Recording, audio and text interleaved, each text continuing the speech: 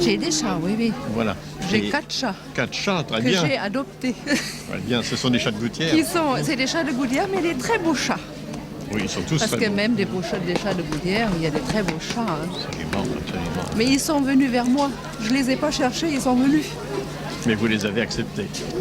Oui, j'ai pas pu faire autrement.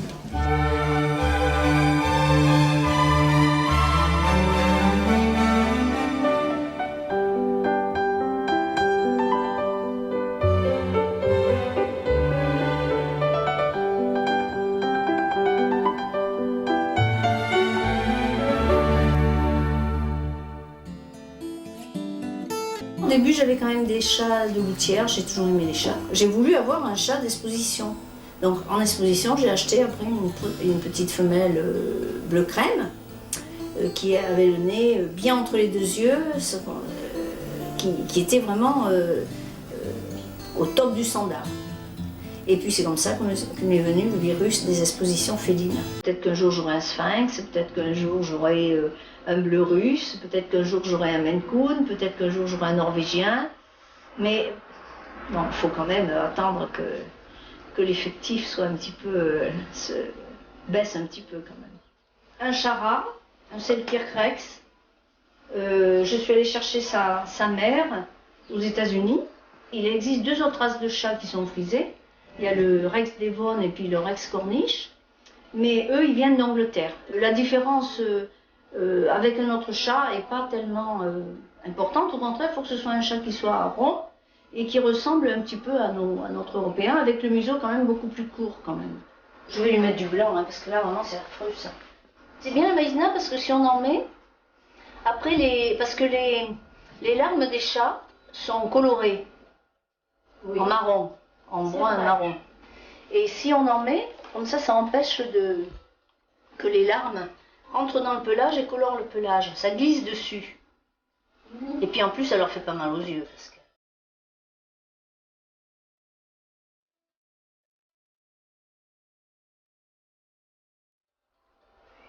Souvent, je trouve que les animaux, enfin les chats aussi, ont un sens beaucoup plus aigu de leur environnement, beaucoup plus que les humains. Ils comprennent tout à demi-mot et ceux qui vivent avec eux le voient. Je trouve qu'on s'enrichit au contact des animaux finalement. Au début, quand il était jeune, là, ce furet, c'était vraiment la bête sauvage. Vraiment, je pense que c'est un petit peu la bête fauve même. Par rapport à un chat, moi j'ai dit, mais... quand je l'ai eu, on m'a dit c'est comme un chat. C'est exactement comme un chat, c'est pareil. Et moi je me suis rendu compte que non, parce que quand je me suis fait mordre plusieurs fois, les doigts transpercés, les ongles, etc., je me suis dit c'est quand même pas un chat. Quand ils ont peur, ils deviennent terribles quelquefois. Quand ils connaissent, il n'y a plus de problème. Quand ils sont bien dressés aussi, je trouve qu'il faut dire dresser un peu. C'est pas éduquer, c'est dresser. C'est pire qu'un chat, ça s'éduque. Furet, c'est quand même une bête un peu fauve, il faut le dresser un petit peu quand même. Il faut un petit peu de... il faut montrer qu'on est le maître. Hein. Un chat, non. Il paraît que c'est comme leur proie, quoi, leur proie naturelle. Une proie qui a peur, qui s'échappe, bon, mais le furet... alors que, bon, elle a un petit peu peur des moments, parce qu'elle s'est fait mordre les oreilles, cette chatte-là. Mais on voit qu'elle n'est pas... Elle lui a donné des coups de griffe quand elle s'est fait mordre aussi. Avec d'autres chats, non, je ne pourrais pas faire ça. Pour moi, il ne cherche plus à me mordre, hein, parce qu'au début, il a cherché. Il voulait faire le chef.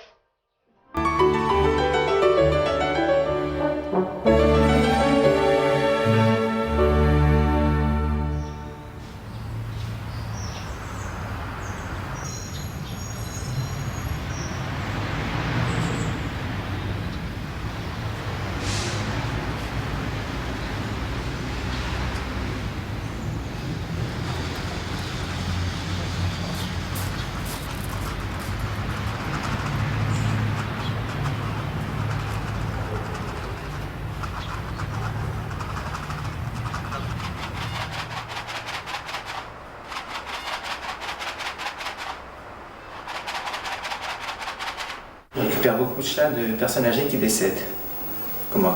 Les gens qui parlent, donc ça arrive toujours chez moi. Moi, j'ai récupéré un, donc c'était une birmane qui arrive sur ses 13 ou 14 ans, un monsieur qui est décédé. C'est le cas des personnes seules. Et c'est un peu mon cas s'il m'arrive un truc. C'est mon angoisse permanente. Les gens qui viennent, qui tapent à la porte, qui laissent des chats dans des cartons devant, ou les vétos qui nous appellent quand un chat est pour l'euthanasie, nous appellent le dernier recours.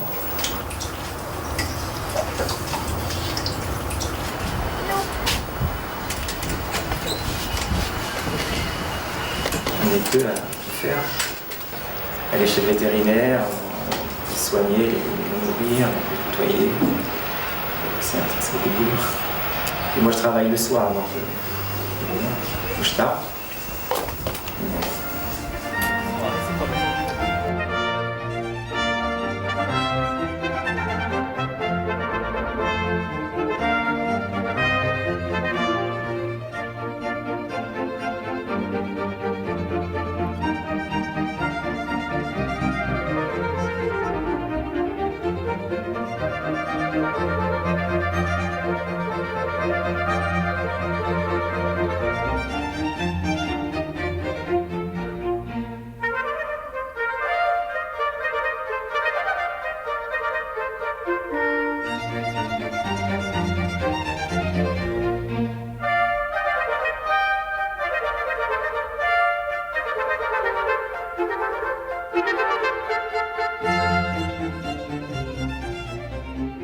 Brigitte Bardot m'aide une fois par an. J'ai une tonne pour chien et une tonne de boîtes pour chat. Une tonne, ça fait quoi? Ça fait 3 semaines chez nous. Mais c'est la seule qui m'aide.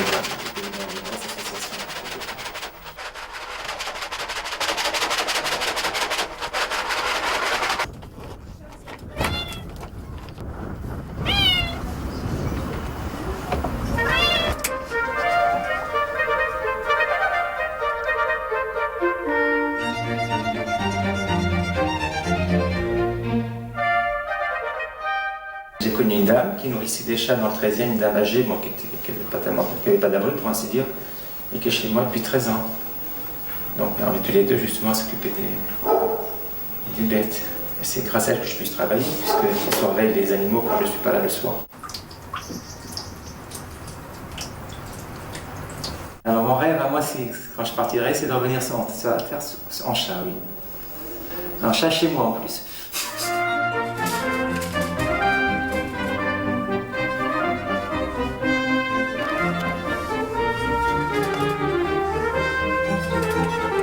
Les gens, bon, il faut aider les animaux, c'est vrai, mais aussi si on a je sais pas moi, 300 ou 500 chiens ou des chats, on peut pas, c'est sûr qu'on peut pas, nous, le magasin, supporter ça, mais des aides un petit peu. Là-bas aussi, j'ai des clients, comme je disais, et j'ai des clients, des dames qui ont des chats, et eux, bon, c'est pareil, ils font des commandes à peu près, tous les 2 mois, ils prennent à peu près 300 ou 400 boîtes de produits animaux dans les chats. Parce que dans la région parisienne, c'est vrai qu'il y a beaucoup plus de chats que de chiens. Aujourd'hui, on ne peut pas mettre un prospectus, dire voilà, j'aide les animaux, veuillez m'aider. C'est plus facile à dire pour une personne ou des enfants que les animaux, les gens, ils reculent un peu moins. Et on dit un chat n'est pas intelligent. Moi, je dirais un chat est plus intelligent qu'un chien. Parce qu'un chien, vous le sifflez, il vient. Un chat ne le siffle pas, vous ne pouvez pas. Et mon chat, moi, si je viens, je l'appelle, il vient. Mais s'il ne veut pas venir, il ne viendra pas.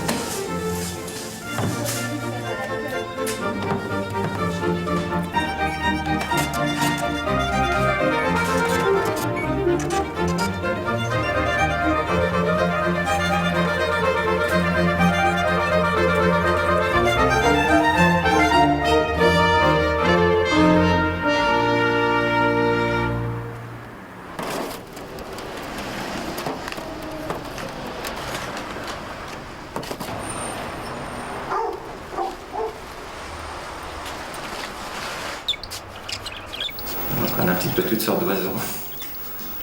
On vise follement les chats d'ailleurs.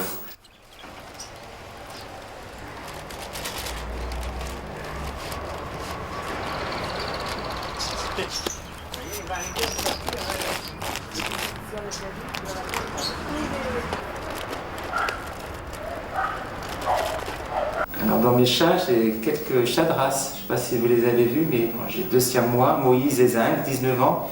Moïse qui doit avoir 5 ou 6 ans, qui a été déposé un jour devant notre portail dans un carton, squelettique.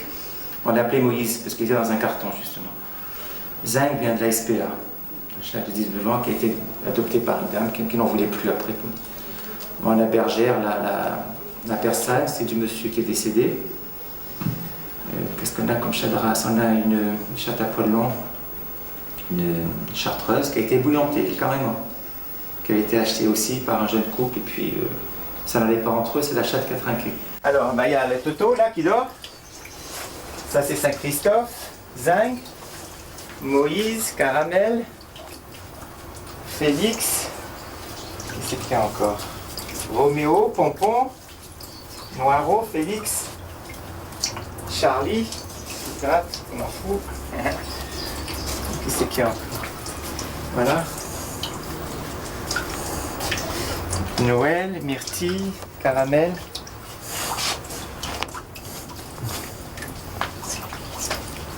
Plus âgé, c'est Toto, qui a 19 ans. C'est lui, qui a plus une seule dent. Et qui est très affectueux. Ça rend l'amour centuple, hein. Est-ce que les gens ont la patience et le temps de comprendre ça?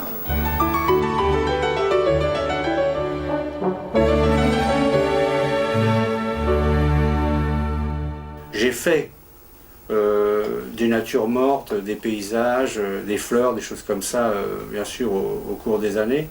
Mais j'ai véritablement commencé à peindre les animaux que vers 1980, une commande de ma fille. Bon, qui m'a forcément poussé un petit peu, quoi. Et puis, disons que j'ai pris le virus. Dans la famille, on a toujours eu des chats. Mes parents avaient des chats, et nous avons toujours eu des chats aussi. Bon, le plus ancien, c'est Mimi, le siamois, là, qui a vécu 21 ans, quoi. J'ai fait son portrait qu'après sa disparition, j'avais du mal du temps de son vivant. Ensuite, nous avons eu Faust, British, Faust, chartreux. Totale différence d'animal. Disons que le contact est différent aussi. Aussi bien le siamois nous suivait partout comme un petit chien que celui-là a beaucoup plus de caractère. Bon, c'est sa maison, il a ses endroits, on ne peut pas s'y mettre. Si on lui enlève son fauteuil, il se met contre le mur, il boude. Le chat, il a une présence effective.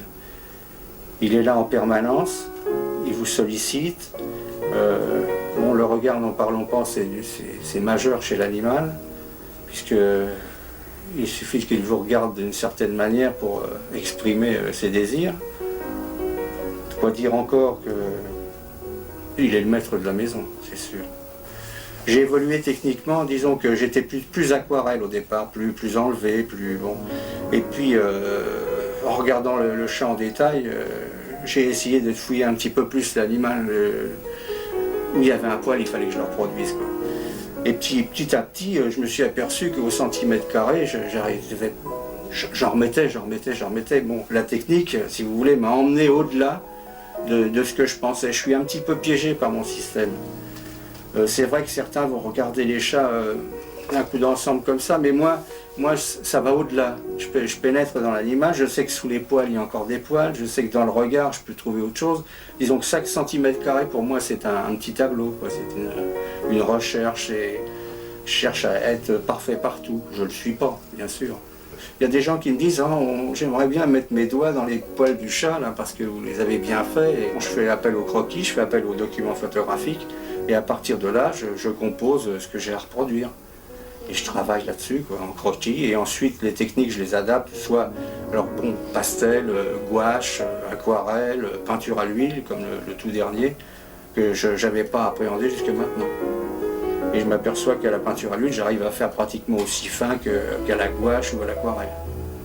Essayer de retrouver ce velouté qu'ont les animaux, ce toucher, on a envie de reproduire ce sens tactile. Quand on passe la main sur le dos d'un chat, c'est quand même bien agréable.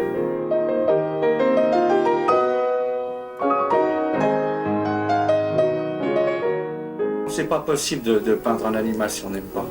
On peut pas être contraint parce qu'on en fait un, deux, mais j'en suis à un stade où quand même j'ai un bon presse-book, disons. Et si j'arrive à ça, c'est que parce que j'aime ça.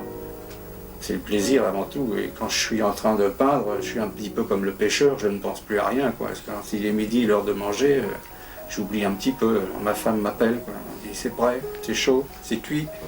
J'aimerais bien pouvoir réaliser une exposition personnelle. Avoir le temps de travailler, disons 2 années, pour préparer quelque chose de solide et de pouvoir présenter une œuvre homogène, si vous voulez, soit sur le thème du chat ou du chien, ou l'ensemble, les deux à la fois, mais avoir une exposition personnelle dans une galerie, c'est certain.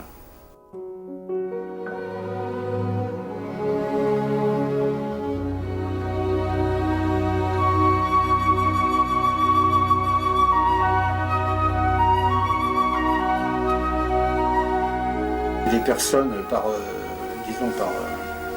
de bouche à oreille, connaissant le travail que j'exécute, me demandent de faire des portraits d'animaux, des chiens, des chats, etc.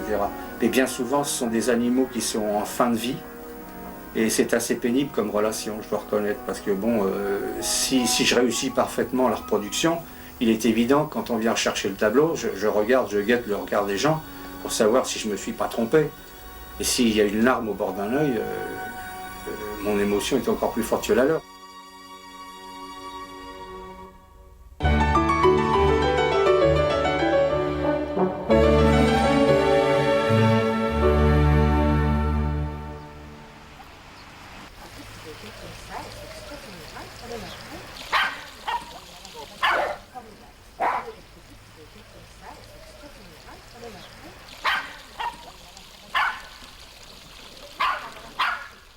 Ça a commencé par un chat et un chien, comme tout le monde. Et puis, curieusement, la protection est venue un jour me rendre visite pour m'apporter un chien. Et puis après, ça a fait boule de neige, c'est tout. Mais ça va très vite. Hein. Avant qu'on ait eu le temps de dire ouf, en quelques années, on est vite débordé. Et maintenant, je commence à apprendre à dire non. Parce que ça n'arrêtera jamais.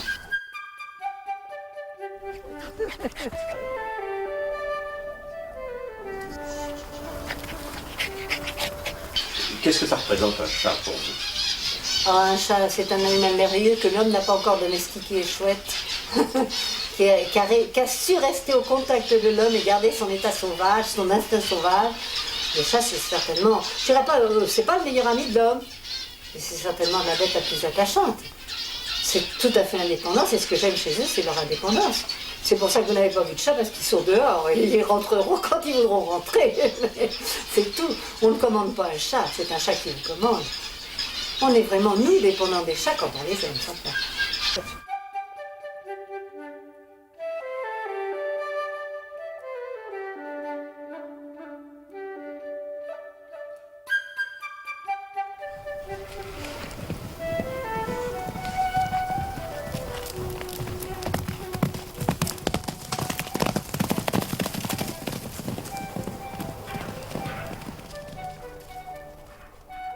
J'ai fait la bêtise d'introduire des chats des rues dans ma chatterie sans faire les tests de locaux, sans savoir qui était malade. J'ouvrais ma porte à tout le monde et puis le résultat, c'est pas fait. Et j'ai perdu quand même 77 chats en année de locaux.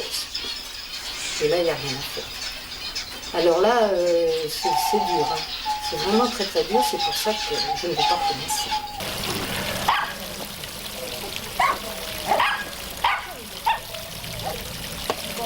Le chat est un animal très mal aimé parce que finalement on est resté au Moyen-Âge, quoi qu'on en dise. Pour beaucoup de choses, pour beaucoup de croyances, pour beaucoup de trucs. Regardez-nous, dans la protection, ne placez jamais un chat noir. La question ne se pose pas. Un chat noir, vous le gardez. Le chat noir porte malheur et tout le monde le croit encore. Et tout le monde le croit encore. Alors ne me dites pas qu'on a fait des progrès, hein. Ne me dites pas ça. Elle a été placée, c'est une larme. Alors, en larmes, elle m'a plutôt bien sûr. Je pense que les personnes qui aiment les chats ont une grande sensibilité, sont des écorchés. Tenez, il y a une catégorie d'individus qui adorent les chats. Ce sont les homosexuels. J'en fréquente beaucoup et ils sont très chats. Très chats. Pourquoi ? ça ne me dit pas. Puis je sais pas, il y a une certaine indépendance chez ce chat. Le chat n'est pas envahissant. C'est ça je crois qu'on apprécie aussi, que ces gens apprécient. Si vous voulez lui donner votre amour, lui donnez, il le prend ou il le laisse, d'ailleurs, mais le chat ne vous casse pas les pieds comme un chien. Regardez là, c'est sans arrêt, le chien vient, il faut qu'il soit contre vous, Le chien est collant, le chat non. De tous vos pensionnaires, quels sont ceux dont vous êtes le plus proche quand même? Les oiseaux. Les oiseaux. Les oiseaux, parce que là c'est pareil. Ils sont en cage, d'accord. Les oiseaux sont en cage, mais il y a un contact. Il faut leur parler, il faut faire comme avec d'autres animaux, il faut leur parler, il faut discuter avec eux. Et surtout mes becs crochus, tous les psittacidés, il y a une communication. Toutes ces oiseaux-là vous écoutent parler, c'est une compagnie. Une fois qu'ils sont soignés, qu'ils sont nourris, ils ne vous cassent pas les pieds, ils se contentent de chanter. C'est pas agréable ça. Pourquoi le perroquet est-il vulgaire souvent? Parce que je le suis, c'est tout. Tous les animaux me passionnent, parce que toutes les plantes me passionnent. Tout ce qui est hors des humains me passionne, c'est vache celui-là. Mais c'est vrai, parce que j'aime les plantes comme j'aime. C'est pour ça que c'est pas très compatible. J'ai mélangé des chats et des oiseaux, je mélange des chiens avec des parterres de fleurs, ça va pas. Ça va pas, il y a des problèmes. Mais j'aime tout. De toute façon, je suis une curieuse de nature, je resterai curieuse jusqu'au bout. Hein. Bon, je suis désolée, mais il n'y a plus de place. On affiche complet, hein. J'ai plus de place, mes enfants. On dirait un club de York ici. Je ne vous aime pas.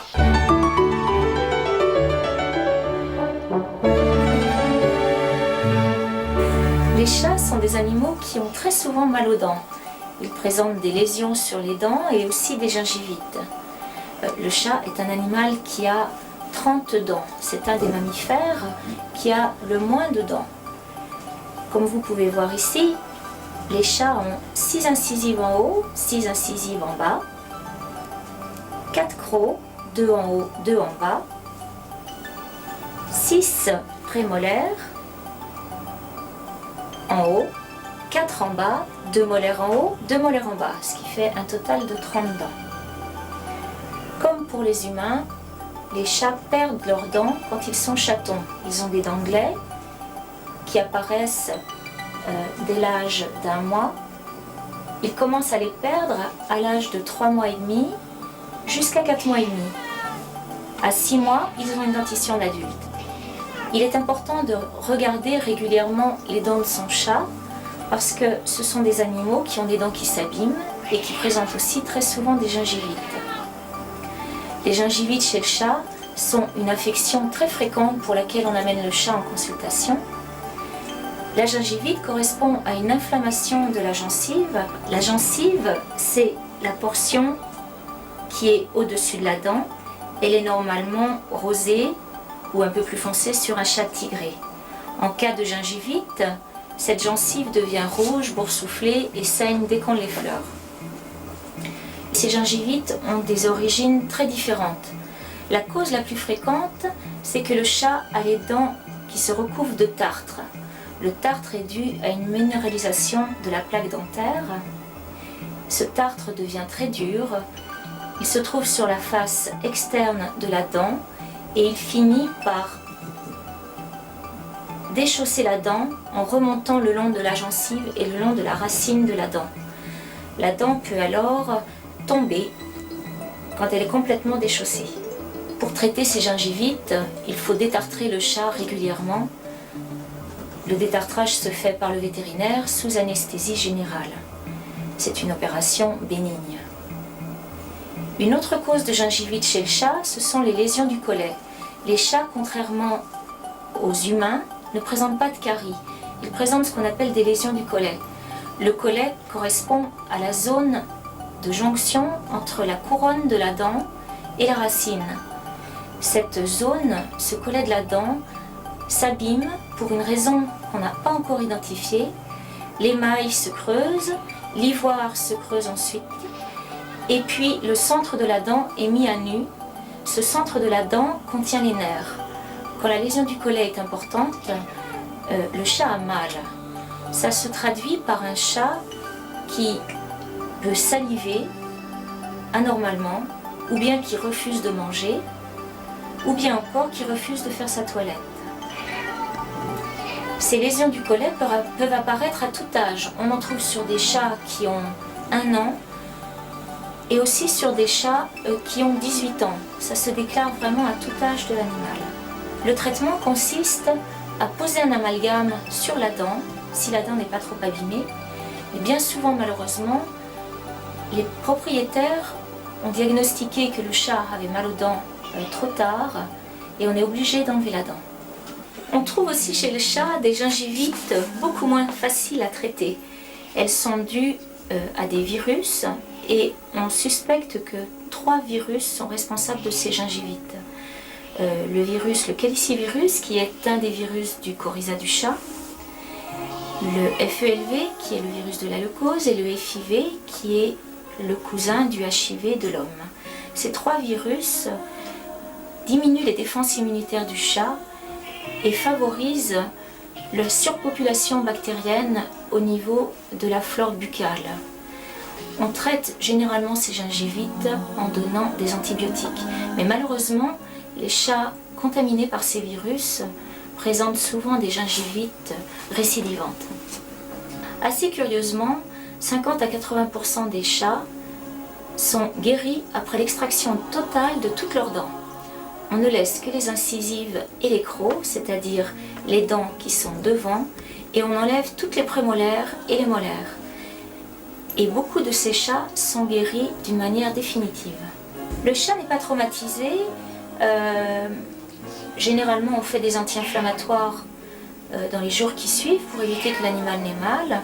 Et bien souvent, c'est assez surprenant parce que le chat qui, depuis des mois, avait du mal à manger, remange d'un jour à l'autre. Il peut aussi bien manger des boîtes, des croquettes, qu'une pâtée préparée à la maison. La seule chose qu'il ne peut plus faire, c'est manger des gros morceaux de viande. Le 3e groupe de gingivites chez le chat sont les gingivites d'origine allergique et d'origine immunitaire. La gingivite allergique n'est pas très fréquente. La gingivite d'origine immunitaire est la gingivite lymphoplasmocytaire qui est généralement associée à une stomatite. Dans ce cas, le chat présente une gingivite associée à une stomatite très importante. Non seulement la gencive est rouge et enflammée, mais le fond de la gorge est rouge, hypertrophié, bourgeonnant et l'animal ne peut plus manger du tout. On s'en rend compte parce que quand l'animal saisit la nourriture, il relâche tout de suite le morceau de nourriture et s'enfuit en hurlant tellement il a mal. Ces gingivites allergiques sont généralement associées à des allergies alimentaires ou à des allergies à la salive de puce. Donc pour soigner cette allergie, on va d'abord essayer d'éliminer les puces, d'éliminer les aliments allergènes et puis si ça ne suffit pas, on soignera la cortisone.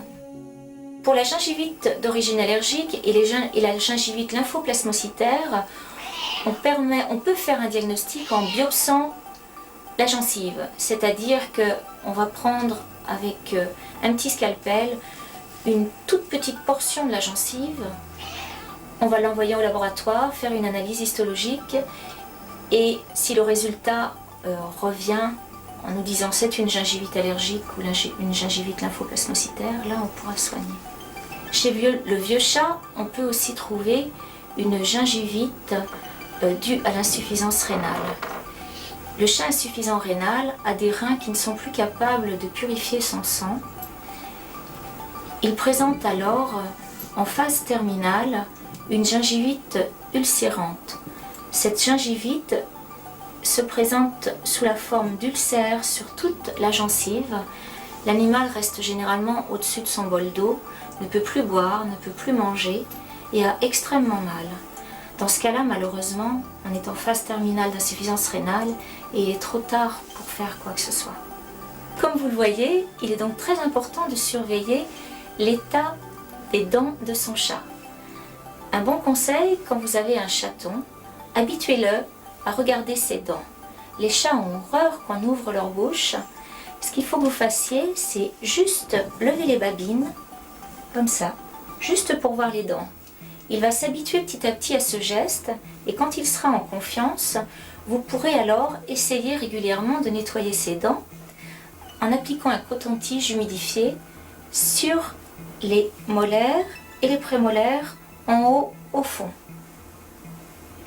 Si le chat se laisse bien faire, et avec de l'habitude, il va s'habituer au mouvement, vous pouvez utiliser un dentifrice pour animal, pour frotter ses dents. Attention, il ne faut pas utiliser de dentifrice pour humain, parce que les dentifrices pour humains ne sont pas faits pour être avalés et pourraient blesser l'estomac de votre chat.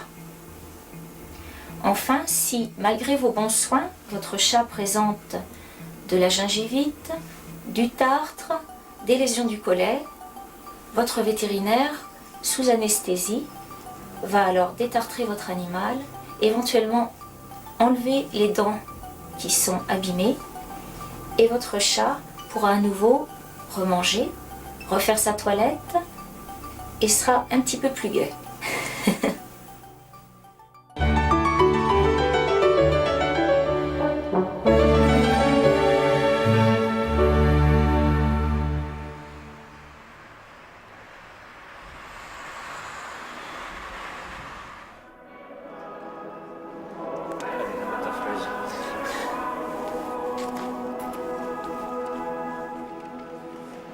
Seigneur Jésus qui agit, heureux ceux qui ont faim et soif, car ils seront rassasiés.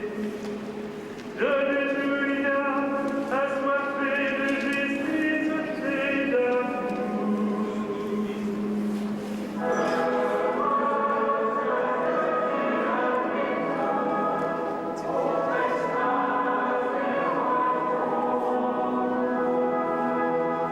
Dans ma famille, on a toujours eu des chats, et puis souvent quand ils meurent, alors c'est le grand chagrin, les pleurs, toute la famille pleurait. Et puis quand je suis devenu prêtre, je ne voulais pas, je souhaitais pas en avoir, mais j'étais aumônier de lycée par exemple. Et bien forcément, on m'a amené tel petit bête abandonné, je l'ai gardé. Alors quand ils étaient petits, je les amenais avec moi quand je faisais des retraites de profession de foi. Tous mes chats ont fait leur retraite de profession de foi. Puis quand j'étais nommé curé, j'ai refilé mes domestiques à ma sœur, mais d'autres se sont incrustés chez moi, vous voyez. Alors finalement, quand on a beau dire je n'aurai plus d'animaux, c'est pour eux, pour leur bien, mais ce n'est pas moi qui les ai choisis, c'est eux qui sont incrustés chez moi. Donc on dit bien que quand quelqu'un dit j'ai des chats chez moi, on dira plutôt c'est moi qui habite chez mes chats. Neptune, alors lui, c'est une dame de cheveux rouges qui est très malade et qui est en dialyse à domicile. Alors le docteur lui a dit, il faut vous débarrasser de votre chat parce que c'est pas possible, il faut le faire piquer. Alors la pauvre dame était désespérée et très charitablement, la conférence à Saint-Paul a dit, le père Coslic vous la prendra. Alors évidemment, je n'ai pas pu refuser et puis voilà, il est venu chez moi, mais je crois qu'il m'a bien adopté. Il est très pieux, c'est plutôt un chien qu'un chat parce qu'il me suit partout. Ah, il m'est déjà arrivé que quand je ne laissais pas entrer dans l'église, il se glisse dans le cortège d'un enterrement pour me rejoindre. Alors évidemment, je ne veux pas quand même que les gens prennent ça mal, mais un jour j'étais très gêné, il était là il est entré en plein enterrement, il s'est assis à côté de moi. Alors je me suis excusé auprès de la famille quand même, et la veuve qui est venue auprès de moi, elle dit, ne vous inquiétez pas, monsieur le curé, le défunt adorait les chats. J'ai un peu honte quand je vois les chiens qui sont si gentils, si fidèles, et que les hommes leur rendent si mal. Et tandis qu'un chat, il a une certaine indépendance. Si on est méchant avec lui, il sera vous griffer, il sera manifester sa liberté. Et j'aurais tendance même à blaguer en disant que si les animaux n'ont pas de péché, ils ne font pas de péché. Donc ils n'ont pas besoin qu'on prie pour eux. peut-être que les chats, ils ont peut-être un petit morceau du péché originel. Je ne vais pas faire la morale à un chat, parce que bon, d'abord, ils ont peut-être des défauts. Je pense qu'ils ont une certaine intelligence plutôt, et comme chez les êtres humains, il y a un quotient qui est plus ou moins fort. Vous voyez, chaque chat a sa personnalité. J'en avais un qui ressemblait à celui-là qui m'était arrivé, qui me parlait tout le temps, qui était vraiment... Celui-là, il ne me cause pas, il est plutôt silencieux. Il y avait un qui n'arrêtait pas à miauler, à raconter des tas de choses. Il avait sa personnalité et je le regrette beaucoup. Il ressemble à celui-là, mais à celui-là, il ne parle pas beaucoup. Quand il joue, il m'apporte en cadeau des souris, puis alors il s'amuse à jouer avec, à la laisser s'envoler, à se sauver, puis la rattraper. Tout ça, là, évidemment, j'aime pas beaucoup ça et je m'arrange pour qu'il ne la torture pas comme cela. Mais je ne peux pas le reprocher. Pour eux, c'est pas de la cruauté, c'est la nature qui fait cela. Un être humain, c'est quand même différent d'un animal, mais nous sommes tous aussi, nous sommes tous des animaux. Et aussi, au sens animal, c'est un mot noble, c'est-à-dire des vivants. Quand on parle aussi dans la Bible, le Fils de l'homme qui est entouré de quatre animaux. En fait, il s'agit des vivants. On est dans cette église, il y a les frères et il y a les 4 évangélistes à qui on donne les sigles, les totems, si j'ose dire, des 4 vivants. Et parmi eux, il y a un homme d'ailleurs. Il y a un homme. Il fait partie aussi de... le mot animal veut dire vivant, donc tout être vivant n'est pas comme un fer à repasser ou comme un caillou. Il a donc une psychologie, il a une âme. Alors je dirais un animal, comme dirait saint Thomas d'Aquin, le grand philosophe chrétien, un animal a une âme animale. Et nous êtres humains, nous avons une âme humaine faite à l'image de Dieu. Hein. Et donc, il ne s'agit pas de rabaisser l'animal pour élever l'homme. L'homme est déjà assez grand par lui-même pour ne pas dire rabaisser l'animal comme c'est Descartes qui croyait que les animaux n'étaient que des mécaniques, comme des machines qui ne souffraient pas, tout ça. On sent bien qu'un animal, il sait souffrir, il sait aimer, il a une certaine...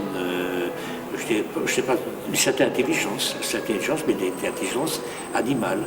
Puis même chez les êtres humains, il y a des degrés d'intelligence. Et par contre, ce qu'il n'y a pas chez les animaux, c'est la méchanceté. Hein. Les animaux ne font pas de péché. Hein, ça, c'est la rançon de la liberté que Dieu nous a donnée. Et donc, il nous a rendus témoins libres. Nous ne sommes pas aussi autant programmés que les animaux. Et donc, cette liberté, Dieu permet aussi que nous en usions pour faire le mal. C'est ça le grand mystère d'ailleurs du problème du mal. L'église est pleine de fresques, bien sûr. Lorsqu'on a un peu ravalé les murs qui étaient tout noirs, et j'avais besoin de murs assez blancs pour refléter la lumière, pour mieux éclairer les fresques, il y avait cette fausse porte ça faisait un vide.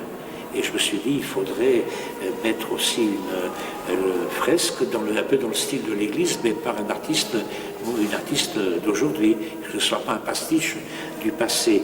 Et il y a des fresques sur tous les murs, et il y a pourtant une sainte qui manque à cette église, c'est Sainte Geneviève, qui est la patronne de Paris. Vous êtes retrouvé ici, diocèse de Paris, et qui est plus spécialement la patronne du jeune diocèse de Nanterre, des Hauts-de-Seine. Alors donc j'ai demandé à cet artiste de représenter le diocèse des Hauts-de-Seine, qui ressemble un peu à une banane. Il y a le sigle du diocèse avec l'évocation de la défense. Et puis Sainte Geneviève qui est là, qui est patronne aussi de Paris, donc elle tient la barque de Paris, mais qui est patronne du diocèse de Nanterre, puisque c'est Sainte Geneviève de Nanterre.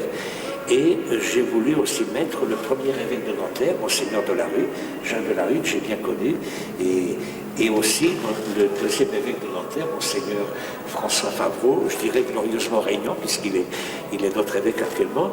Et puis un peu par humour, comme autrefois il y avait les donateurs qui se représentaient sur des tableaux, et bien je me dis, après tout on pourrait mettre le curé de la paroisse, mais je ne voulais pas quand même pas prendre la place des évêques. Alors on m'a mis tout à fait dans un petit coin, et vu vu que dans le diocèse, je suis connu pour avoir des chats, tout le monde, tous mes confrères savent se moquer de moi pour le père Kosic et ses chats.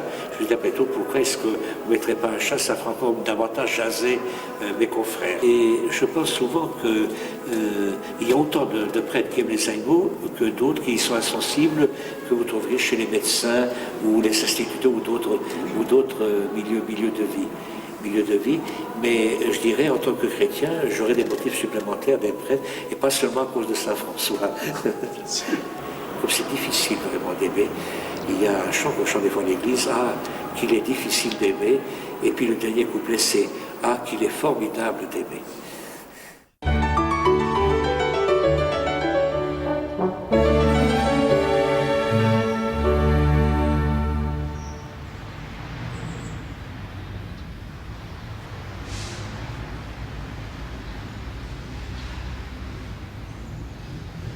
Mon histoire par rapport au cimetière d'Asnières, eh bien, c'est d'abord que j'ai enterré en 80 un chat très aimé.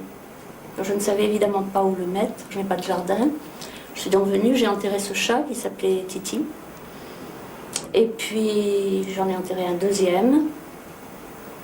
Et à ce moment-là, au moment de l'enterrement du deuxième chat, qui s'appelait Neige, le cimetière a fermé. Pour des raisons propres aux propriétaires, le cimetière a fermé et les quelques chats vivants qui étaient à l'intérieur ont commencé à se multiplier, bien sûr. Et l'association qui a voulu défendre le cimetière a commencé aussi à s'occuper des chats. Et moi j'ai commencé à les nourrir un peu. Et puis ensuite j'ai commencé à les soigner. Et puis voilà, je suis devenue responsable d'eux au fil du temps.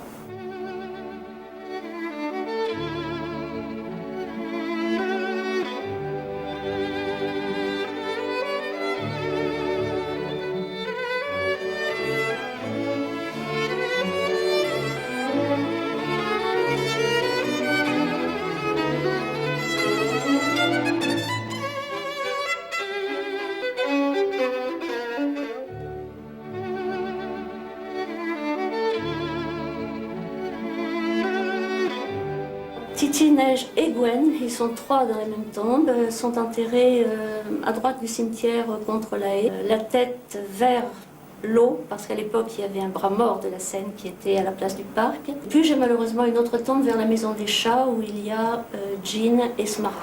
Allez les chats noirs, tous les chats noirs, tous les chats noirs. Souvent les gens nous demandent pourquoi c'est fermé à clé et comment ils font pour rentrer. Voilà. Toi, tu préfères la viande, ma Grisette? C'est mes chats. Tiens. Voilà. Tu viens?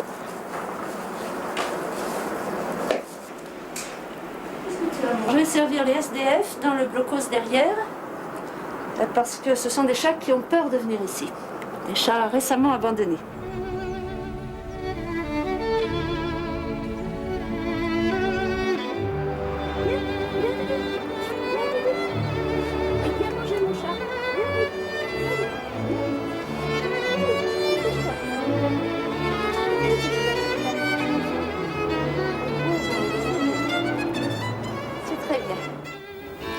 Le chat qui a le plus marqué ma vie, c'est Jean, qui m'a quittée au mois d'août de l'année 97.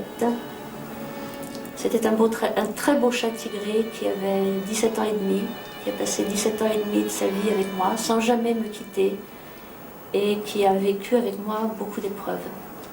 C'était un chat assez extraordinaire, de l'aveu même de son vétérinaire, et qui a jusqu'à la fin accepté avec beaucoup de philosophie tous les apports extérieurs que je lui imposais, alors qu'au départ il était fils unique. Alors, ça a été un chat extraordinaire et il n'y a pas de jour où je ne pense pas à lui. C'était le maître chat de la maison et ceux qui l'ont connu à la maison restent désemparés de son absence parce que c'est lui qui corrigeait, c'est lui qui élevait et quand je grondais, il me donnait toujours raison, il se précipitait pour gronder à son tour. Ce qui m'attire chez les chats, c'est d'abord leur silence, leur élégance, leur fidélité, quoi qu'on en pense, parce qu'on a l'habitude de parler des chats ingrats, des chats indifférents. En réalité, regardez, c'est une boule de tendresse, celle-ci. Hein, et elle est toujours comme ça. Elle est toujours comme ça, même quand elle ne connaît pas très bien. Voilà, je crois qu'il y a beaucoup d'autres choses, mais c'est peut-être le principal.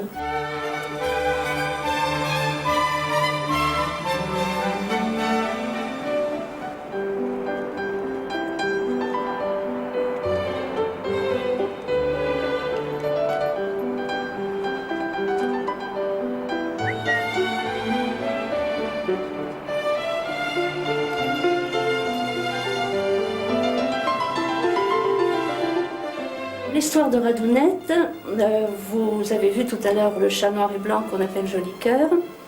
Radounette est arrivée un jour du mois de mars. Elle était installée derrière les grilles de la fenêtre de l'atelier et tout le monde pensait qu'il s'agissait de Joli Cœur. Tout le monde courait après en disant Joli Cœur, bien entendu, ce chat s'enfuyait. Et on l'a prise donc pour un matou, jusqu'au moment où on s'est aperçu que dans un tas de pierres qui était devant l'atelier à ce moment-là, il y avait 3 tout petits chats qu'elle avait faits et à l'évidence, ça n'était pas un matou. Alors ce chat noir et blanc, je l'ai nommé mon Radou.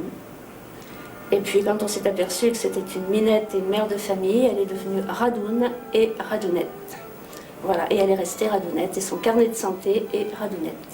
Bon, la réaction primaire qui consiste à dire qu'il vaudrait mieux s'occuper des petits-enfants qui n'ont pas à manger plutôt que des animaux est assez absurde. De l'avis même des vétérinaires d'ailleurs, parce que d'abord on ne nourrit pas les petits-enfants qui ont faim de la même manière que les chats ou les chiens. Et je pense aussi que les gens qui disent cela ne s'occupent pas plus des petits-enfants que des animaux. Ce sont les mêmes qui s'occupent de tout le monde.